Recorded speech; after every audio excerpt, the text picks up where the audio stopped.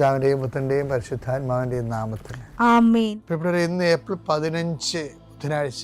അമ്മേ പരിശുദ്ധ അമ്മേ, അമ്മേ പരിശുദ്ധമേ, ദൈവമാതാവേ, കൃപാസനത്തിലൂടെ ഞങ്ങൾക്കും ഞങ്ങളുടെ ദേശത്തിനും അമ്മ മധ്യസ്ഥം തേടി തന്ന എല്ലാ അനുഗ്രഹങ്ങൾക്കും കൃപകൾക്കും ഞങ്ങളിപ്പോൾ ഹൃദയം നിറഞ്ഞ നന്ദി പറയുന്നു. അമ്മേ പരിശുദ്ധമേ, ദൈവമാതാവേ, 2004 ഡിസംബർ 7 ഉച്ചകഴിഞ്ഞ് 2:30 കൃപാസനത്തിൽ സംഭവിച്ച അമ്മയുടെ പ്രത്യക്ഷപ്പെടലിനെ കുറിച്ച് തിരുസഭയ്ക്ക് സമർപ്പിച്ചിരിക്കുന്ന പഠനരേഖകളുടെ മേൽ സഭാത്മകമായ പഠനം ആരംഭിക്കുവാൻ ഞങ്ങൾ പ്രാർത്ഥിക്കുന്നു. അമ്മേ പരിശുദ്ധമേ, ഭൂസ്വർലോകങ്ങളുടെ രാജ്ഞിയായ അങ്ങേയ്ക്ക് ഭൗമസംരക്ഷണത്തിനായി പ്രപഞ്ചപ്രകൃതിയെ തന്നെ തിരുസഭ പ്രതിഷ്ഠിക്കുവാൻ ഈ പ്രത്യക്ഷീകരണം വഴി ഇടയാക്കണമേ. പരിശുദ്ധമേ, ജപമാല മാതാവേ, സകല കൃപാസനം പ്രാർത്ഥനയോടും ചേർത്ത് ഞങ്ങളിപ്പോൾ പ്രാർത്ഥിക്കുന്ന ഈ കുടുംബത്തിന്റെ പ്രത്യേക നിയോഗം പറ മക്കളെ.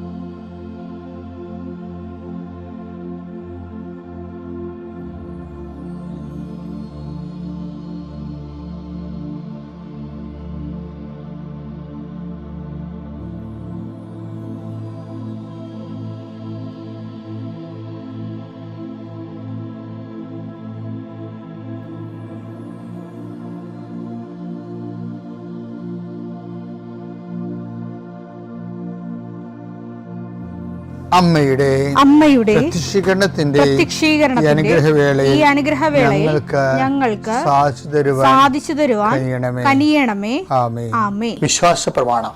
സർവശക്തനായ പിതാവും ആകാശത്തിന്റെയും ഭൂമിയുടെയും സൃഷ്ടാവുമായ ദൈവത്തിൽ ഞാൻ വിശ്വസിക്കുന്നു. അവിടുത്തെ ഏകപുത്രനും ഞങ്ങളുടെ കർത്താവുമായ ഈശോ മിശിഹായിലും ഞാൻ വിശ്വസിക്കുന്നു. ഈ പുത്രൻ പരിശുദ്ധാത്മാവിനാൽ ഗർഭസ്ഥനായി കന്യകാമറിയത്തിൽ നിന്ന് പിറന്ന് പൊന്തിയോസ് പീലാത്തോസിന്റെ കാലത്ത് പീഡകൾ സഹിച്ച് കുരിശിൽ തറയ്ക്കപ്പെട്ട് മരിച്ച് അടക്കപ്പെട്ട് പാതാളങ്ങളിൽ ഇറങ്ങി മരിച്ചവരുടെ ഇടയിൽ നിന്ന് 3-ാം നാൾ ഉയർത്ത് സ്വർഗത്തിലേക്ക് എഴുന്നള്ളി സർവശക്തിയുള്ള പിതാവായ ദൈവത്തിന്റെ വലതുഭാഗത്തിരിക്കുന്നു. അവിടെ നിന്ന് ജീവിക്കുന്നവരെയും മരിച്ചവരെയും വിധിക്കുവാൻ വരുമെന്നും ഞാൻ വിശ്വസിക്കുന്നു. പരിശുദ്ധാത്മാവിലും ഞാൻ വിശ്വസിക്കുന്നു. വിശുദ്ധ കത്തോലിക്കാ സഭയിലും പുണ്യവാന്മാരുടെ ഐക്യത്തിലും പാപങ്ങളുടെ മോചനത്തിലും ശരീരത്തിന്റെ ഉയർപ്പിലും നിത്യമായ ജീവിതത്തിലും ഞാൻ വിശ്വസിക്കുന്നു. ആമേൻ. സുഖസ്ഥനായ ഞങ്ങളുടെ പിതാവേ, അങ്ങയുടെ നാമം പൂജിതമാകണമേ. അങ്ങയുടെ രാജ്യം വരണമേ. അങ്ങയുടെ തിരുമനസ് സ്വർഗത്തിലെ പോലെ ഭൂമിയിലും ആകണമേ. അന്നു വേണ്ടുന്ന ആഹാരം ഇന്ന് ഞങ്ങൾക്ക് തരണമേ. ഞങ്ങളോട് തെറ്റ് ചെയ്യുന്നവരോട് ഞങ്ങൾ ക്ഷമിക്കുന്നത് പോലെ ഞങ്ങളുടെ തെറ്റുകൾ ഞങ്ങളോടും ക്ഷമിക്കണമേ. ഞങ്ങളെ പ്രലോഭനത്തിൽ ഉൾപ്പെടുത്തരുതേ, തിന്മയിൽ ഞങ്ങൾ രക്ഷിക്കണമേ. ആമേൻ. നന്മ നിറഞ്ഞ മറിയമേ, സ്വസ്തി. കർത്താവ് അങ്ങയുടെ കൂടെ സ്ത്രീകളിൽ അങ്ങ് അനുഗ്രഹിക്കപ്പെട്ടവളാകുന്നു. അങ്ങയുടെ ഉദരത്തിൻ ഫലമായി ഈശോ അനുഗ്രഹിക്കപ്പെട്ടവനാകുന്നു. പരിശുദ്ധ മറിയമേ, തമ്പുരാന്റെ അമ്മേ, പാപികളായ ഞങ്ങൾക്ക് വേണ്ടി ഇപ്പോഴും ഞങ്ങളുടെ മരണസമയത്തും തമ്പുരാനോട് അപേക്ഷിക്കണമേ. ആമേൻ. കർത്താവേ, നിന്റെ ഉന്നതമായ നാമത്തിന് സ്തോത്രം ചെയ്യുന്നു. കർത്താവേ, നിന്റെ വിശുദ്ധ പൗരോഹിത്യത്തെ മഹത്വപ്പെടുത്തണമേ. കർത്താവെ, സഭയിലുള്ള സാന്നിധ്യം പ്രകടമാക്കണമേ. 40 വർഷം ഞാൻ അർപ്പിച്ച കൃപാനയുടെ യോഗ്യതയാൽ കൃപാസ്ഥാനത്താറെ ജീവനോടെ പ്രത്യക്ഷപ്പെട്ട പരിശുദ്ധ അമ്മയുടെ മാധ്യസ്ഥത്തിലെ ഞാൻ മക്കളെ ആശീർവദിക്കുന്നു. ഞങ്ങൾ ചില പ്രോജക്റ്റുകൾക്ക് വേണ്ടിയും ചില പോംവഴികൾക്ക് വേണ്ടിയും ജീവിതത്തിലെ ചില പ്രയാസങ്ങൾ, സാമ്പത്തിക വിഷയങ്ങളായാലും മറ്റു വിഷയങ്ങളായാലും മാറുന്നതിന് വേണ്ടി സംസാരിക്കാൻ പോകുന്ന വ്യക്തികളിലെ, നിങ്ങൾ സംസാരിക്കാൻ പോകുന്ന വ്യക്തികളിൽ ഇന്ന് പരിശുദ്ധാത്മ നിറയട്ടെ. സുന്ദര മാതാവ് സമയത്തിനധികമായ പരിശുദ്ധ അമ്മ കൃപാസന മാതാവ് ഇന്ന് നിങ്ങളുടെ കൂടെ യാത്രയാവുകയും നിങ്ങളുടെ കൂടെ വരികയും ചെയ്യട്ടെ. നിങ്ങൾക്ക് സംസാരിച്ച് ഒതുക്കാൻ പറ്റാത്ത വിഷയങ്ങൾ, നിങ്ങൾ സംസാരിച്ച ശരിയാകത്തില്ലെന്ന് തോന്നുന്ന സ്ഥലങ്ങളിൽ കർത്താവ് തന്നെ മറുപക്ഷത്ത് നിന്നുകൊണ്ട് നിങ്ങൾക്ക് അനുകൂലമായ ഒരു സാഹചര്യം ഉണ്ടാക്കിത്തരാൻ കർത്താവിൻ്റെ നാമത്തിൽ ഞാൻ നിങ്ങളെ ആശീർവദിക്കുന്നു. കർത്താവേ, കുടുംബം വന്ന് പെട്ടിരിക്കുന്ന വഴികൾ, ഒരു തീരുമാനം എടുക്കാൻ പറ്റാത്തവർ, പല വിഷയങ്ങളെക്കുറിച്ചും ഏത് ജോലിക്ക് പോകണം, ഏത് നാട്ടിൽ പോകണം, ഏത് രാജ്യത്ത് പോകണം എന്നറിയാൻ പാടില്ലാതെ വിഷമിക്കുന്നവർ, എന്ത് പഠിക്കണം എന്നറിയാൻ പാടില്ലാതെ വിഷമിക്കുന്നവർ, ഒരു തീരുമാനം എടുക്കാൻ പറ്റാത്തവർ, അവർക്ക് പരിശുദ്ധാത്മാവ് പ്രവർത്തിച്ചുകൊണ്ട് അവർക്ക് പുതിയ തീരുമാനം എടുക്കാൻ കർത്താവ് നിങ്ങളെ സഹായിക്കട്ടെ. എൻ്റെ കർത്താവിൻ്റെ ഉന്നതമായ നാമത്തിൽ സഭയുടെ അധികാരത്തിൽ കുരിശിൻ്റെ അടയാളത്തിൽ ദൈവശക്തിയാൽ രോഗപീഠകൾ, വേദന രോഗങ്ങൾ, മറ്റ് വ്യക്തികളുമായിട്ടുള്ള വഴക്കുകൾ, കേസുകൾ, കോടതി കേസുകൾ, പോലീസ് കേസുകൾ, ഇൻ്റർവ്യൂകൾ, ടെസ്റ്റുകൾ, പരീക്ഷാ ഫലങ്ങൾ നിങ്ങൾക്ക് അനുകൂലമായിരിക്കാൻ പരിശുദ്ധ മാതാവിൻ്റെ മധ്യസ്ഥയിൽ ഞാൻ നിങ്ങളെ യേശുനാമത്തെ ആശീർവദിക്കുന്നു. നിത്യപിതാപുത്രൻ പരിശുദ്ധാത്മാശ്വരശ്വരം നീക്കുവാവേ. മക്കളെ, ദൈവമായിട്ടുള്ള ഒരു യാത്ര വളരെ ഫ്രൂട്ട്ഫുൾ ആകാനുള്ള ചില രഹസ്യം പറഞ്ഞുതരാം. അതിലൊന്ന്, ഒരു ദിവസത്തെ വ്യാപാരം കഴിയുമ്പോഴേ ഇപ്പം നമ്മളെ കടക്കാർ, ഞാനേ നമ്മുടെ ജോമോൾ സിസ്റ്ററിന് ഒരു റിങ് വാങ്ങിക്കാൻ പോയി, ജോമോൾ സിസ്റ്ററിൻ്റെ വ്രതവാഗ്ദാനത്തിനെ. അപ്പോൾ ഒരു സ്വർണ്ണത്തെ റിങ് അപ്പോൾ വാങ്ങിക്കാൻ പോയപ്പോൾ ഞങ്ങൾ ചെല്ലണ കടയിൽ ആർക്കും വലിയ സന്തോഷമൊന്നുമില്ല. 8 മണിക്കാൻ ചെല്ലണത് രാത്രി. ഇവിടെയോ പോയിട്ട് വന്നിട്ട് താമസിച്ചത്. അപ്പം ഇത് ആർക്കും സന്തോഷമില്ലാത്ത കാരണം എന്നറിയാമോ? ഈ സ്വർണ്ണക്കടയിൽ ഓരോരുത്തരും ഓരോ പവിലിയൻ ഏൽപ്പിച്ചിട്ടുണ്ട്. ഇങ്ങനെ അവർ രാവിലെ, അപ്പം അവർ പോകാൻ നേരത്ത് രാവിലെ ഏൽപ്പിച്ച 25 കമ്മൽ, 1 പവൻ്റെ 10 മാല, 1.5 പവൻ്റെ 5 മാല, ഇങ്ങനെയൊക്കെ ഏൽപ്പിച്ചിരിക്കുന്നത്. അപ്പം അതിനകത്ത് അത് ഏൽപ്പിച്ചത് എത്ര, സ്റ്റോക്ക് എത്ര, വിറ്റത് എത്ര, ബാക്കി എത്ര നോക്കണം. അപ്പോൾ ആ ഒരു ഭയങ്കര കയ്യിൽ നിന്ന് കാശ്, ഇപ്പം നമുക്ക് ഒരു ദിവസം ചിലപ്പോൾ 400 രൂപയായിരിക്കും കിട്ടണത് അവിടുന്ന്, പക്ഷേ ചിലപ്പോൾ 4000 രൂപ കയ്യിൽ നിന്ന് പോകും. ഭയങ്കര സീരിയസ് ആയിട്ടുള്ള ജീവന്മാരുടെ പരിപാടിയാണ് സ്വർണ്ണക്കടയിൽ നടക്കുക. സ്വർണ്ണക്കടയിൽ നമ്മൾ രാത്രി ചെന്ന പ്രശ്നമാണ്. അപ്പോൾ അവരെല്ലാവരും ഇങ്ങനെ മുള്ളേ നിൽക്കുകയും. അപ്പോൾ ഞാനെങ്ങനെ ഓർത്തതേ, നമ്മുടെ ജീവിതവും ഇങ്ങനെയാണ്. അവസാനമാകുമ്പോൾ ഈ ഒരു ദിവസത്തെ വ്യാപാരം ദൈവമായിട്ടുള്ള ജീവിതം കഴിയുമ്പോൾ ഞാൻ ഇത് തിരിച്ച് നമ്മുടെ ആത്മജീവിതത്തോട് കൊണ്ടുവരികയാണേ. ഒരു ദിവസത്തെ ദൈവമായിട്ടുള്ള ജീവിതം കഴിയുമ്പോൾ നമ്മുടെ കർത്താവിന് കടക്കാരനായിട്ട് അവസാനിക്കരുത്. മറിച്ച് കർത്താവ് നമുക്ക് കടം തരാനുള്ള രീതി അവസാനിക്കണം. എന്നാ നമ്മൾ രക്ഷപ്പെട്ടു. നമ്മൾ കർത്താവിന് കടക്കാരനായിട്ട് അവസാനിക്കരുത്. കർത്താവ് നമുക്ക് കടം തരാനുണ്ടായിട്ട് അവസാനിക്കണം. കാര്യം എന്താ വെച്ചാൽ, നമ്മ കടത്തിലാണ് കിടക്കാൻ പോണെങ്കിൽ നമ്മ കടത്തിൽ തന്നെ മരിക്കും. അപ്പം നിങ്ങൾ ചോദിക്കും, അച്ഛാ എന്താണ് അച്ഛാ കർത്താവ് നമുക്ക് കടം തരാനുള്ള പോലെ എന്ന്. ഞാനൊരു കാര്യം ചോദിക്കട്ടെ. ഇപ്പം എല്ലാ കാര്യവും കർത്താവ് ഈ ദിവസങ്ങളിലൊക്കെ ഉത്ഥാനത്തിൽ എന്താ പറയണത്? ഉത്ഥാനത്തിന് അപ്പോസ്തലന്മാർ കണ്ടപ്പോൾ എന്താ പറഞ്ഞത്?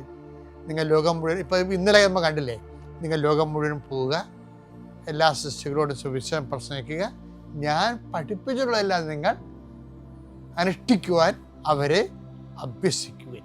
അതെ, അപ്പം കർത്താവ് പഠിപ്പിച്ച കാര്യങ്ങൾ നമ്മൾ ചെയ്യുന്ന അനുസരിച്ച് കൊണ്ട് കർത്താവ് നമുക്ക് അത്രയും സ്നേഹം.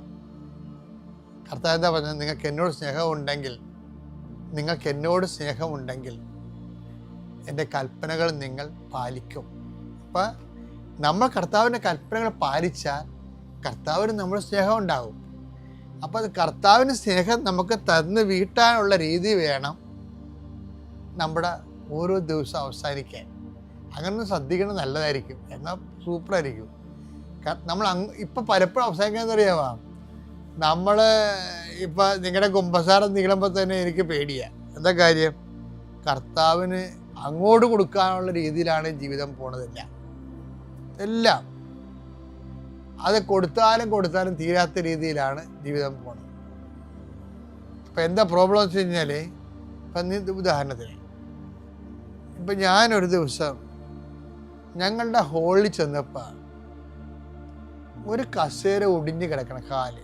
ആ കസേരയ്ക്ക് 18,000 രൂപയാണ്. അത് കാലൊടിഞ്ഞു പോയി. അടിക്കാൻ വന്ന കക്ഷികൾ ഒടിച്ചിട്ടതാണ്. പക്ഷെ അടിക്കാൻ വന്ന കക്ഷി വന്ന് രഹസ്യത്തിൽ എന്നോട് പറഞ്ഞ് എൻ്റെ കയ്യിൽ നിന്ന് വന്ന അബദ്ധമാണെന്ന് പറഞ്ഞു. ചില ആൾക്കാരാണെങ്കിൽ വീട്ടിൽ പോലും ഗ്ലാസ് പൊട്ടിയാൽ പോലും പറയത്തില്ല. എന്നിട്ട് എന്ത് ചെയ്യും? ഇപ്പം നിങ്ങൾക്ക് എടുത്തപ്പോൾ വസ്തി പൊട്ടിപ്പോയി, നിങ്ങളുടെ പിഞ്ഞാണം പൊട്ടിപ്പോയി, പക്ഷെ പറയത്തില്ല. എന്നിട്ട് അമ്മ കിടന്നിട്ട് കാരണം കേൾക്കാം, ആരാ പൊട്ടിച്ചത്, സത്യം പറ എന്ന് പറഞ്ഞാൽ മിണ്ടത്തില്ല. കാര്യം നിന്റെ കളവ് നീ പൊട്ടിച്ച് കളഞ്ഞത്, നീ സത്യം പറഞ്ഞുമില്ല, ആ കളവ് മറ്റുള്ളവരെ സംശയത്തിൽ നിഴലിലാക്കി. അപ്പം എന്താണ്? കടവായി. കർത്താവ് ഈ കടം ഒരിക്കലും തീരത്തില്ല. അതാണ് ഈ കടം തീർക്കണമെങ്കിൽ നമ്മൾ സ്വയം ഏറ്റു പറഞ്ഞിട്ട് ആ സാധനം മേടിച്ച് അവിടെ വെക്കണം. അപ്പോഴാണ് കടം തീരേണ്ടത്. പക്ഷേ പല കാര്യങ്ങൾ ഇങ്ങനെയല്ല അവസാനിക്കണം. ദൈവം നമ്മൾ ദൈവത്തിന് കൊടുത്ത് വീട്ടാനുള്ള പോലെ അവസാനിക്കണം. അങ്ങനെ അവസാനിച്ചാൽ വന്നുള്ള കുഴപ്പം വെച്ചാൽ നമ്മൾ പിരിഞ്ഞു പോകത്തില്ലേ? പിരിഞ്ഞു പോകുമ്പോൾ നമ്മൾ ഓരോ ദിവസവും കിടക്കാൻ പോണത് കടത്തിലാണെങ്കിൽ മരിക്കാൻ പോണതും കടത്തിലായിരിക്കും. മരിച്ചു കഴിഞ്ഞാൽ ആരെ കൊടുത്ത് വിട്ടുമെന്ന് നിങ്ങൾ വിചാരിക്കണത്? മക്കളാ കൊടുത്ത് വിടത്തില്ല. ഇതിൻ്റെ കാരണം എന്ന് വെച്ച് കഴിഞ്ഞാൽ, ഞാൻ ചില സമയത്തൊക്കെ ഈ ആൾക്കാരെ കാണുന്നത് ഈ യൂറോപ്പിൽ നിന്നും അമേരിക്കയിൽ നിന്നും അല്ലാത്ത സ്ഥലത്തു നിന്നും എവിടെ നിന്നായാലും ഇവർ ലീവിന് വരണില്ലേ? ലീവിനൊക്കെ വരുമ്പോൾ അവർ കുറേ ഉത്തരവാദിത്തമായിട്ടാണ് വരുന്നത്. തൃശ്ശൂർ കൊണ്ടുപോയി അവിടെ 20,000 കൊടുക്കണം, അപ്പുറത്ത് അവരടുത്ത് കൂട്ടുകാർ കൊടുത്തു വിട്ടിരിക്കുന്ന കാശാണ്. അതുകൊണ്ട് ഇവർ കൊണ്ടുവന്ന് കൊടുക്കുകയാണിത് ഓരോ സാധനമായിട്ടും സമ്മാനമായിട്ടും. നേരത്തെ കൊടുത്തു കഴിഞ്ഞാൽ അപ്പോൾ 2-3 ബാഗ് ഈ സാധനം മറ്റുള്ളവർക്ക് കൊടുക്കാനുള്ളതായിരിക്കും കൊണ്ടുവന്ന് വെക്കണത്. ഇങ്ങനെ കൊടുത്ത് നടന്ന് ഇവിടെ ലീവ് തീർന്നു. ഇവർ വിമാനത്തെ തിരിച്ചു പോകുന്ന സമയത്തായിരിക്കും, അയ്യോ അപ്പൻ്റെ കുഴിക്കെ പോയി പ്രാർത്ഥിച്ചില്ലല്ല, കഷ്ടമായി. അത്രേ ഉള്ളു. ചിരിക്കണ്ട, അത്രേ ഉള്ളു. വിമാനത്തെ ഇങ്ങനെ തടിക്കുക കൊടുത്തിരിക്കും, ചുമ്മാ കാവട്ടെ. അവർ തിരക്കില്ല. നീ കടമുണ്ടാക്കി വെച്ചിട്ട് നിന്റെ മക്കളെ വീട്ടു എന്ന് വെച്ച് കഴിഞ്ഞാൽ നടക്കത്തില്ല. കടത്തിലാണ് നീ മരിക്കണമെങ്കിൽ, നീ കടത്തിലാണ് ഓരോ ദിവസവും നീ കിടക്കണമെങ്കിൽ കടത്തിൽ തന്നെ നീ മരിക്കും. അപ്പം നമ്മുടെ മുമ്പിൽ ഒരു ഒറ്റ ഓപ്ഷനേ ഉള്ളൂ. എന്താണ്? കർത്താവ് ഇങ്ങോട്ട് തരാനുള്ള രീതിയിൽ ഓരോ ദിവസവും അവസാനിക്കാൻ കർത്താവ് നിന്നെ അനുഗ്രഹിക്കട്ടെ.